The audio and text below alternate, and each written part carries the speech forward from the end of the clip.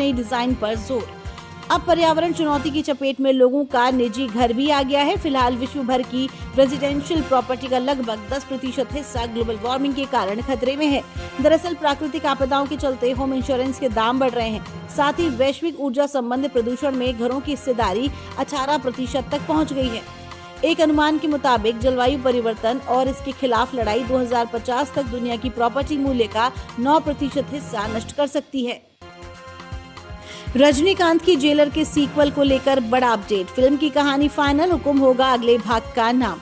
बीते साल superstar Rajinikanth film jailer में नजर आए। नेल्सन द्वारा निर्देशित जेलर ने अपनी रिलीज के साथ ही इतिहास रच दिया। फिल्म को दर्शकों ने खूब पसंद किया और बॉक्स ऑफिस पर इस फिल्म ने जबरदस्त सफलता हासिल की। इसके साथ ही जेलर तमिल सिनेमा की सबसे ज्यादा कमाई करने वाली फिल्मों में से एक बन गई है। बीते कुछ समय से जेलर के सीक्वेंस को लेकर कुछ अटकलें सामने आ रही हैं। वहीं मीडिया रिपोर्ट्स के मुताबिक फिल्म के निर्देशक नेल्सन बीते कई महीनों से जेलर 2 पर काम कर रहे हैं। उम्मीद है कि जल्द ही रजनीकांत के फैंस के लिए एक बड़ी खुशखबरी सामने आ सकती है।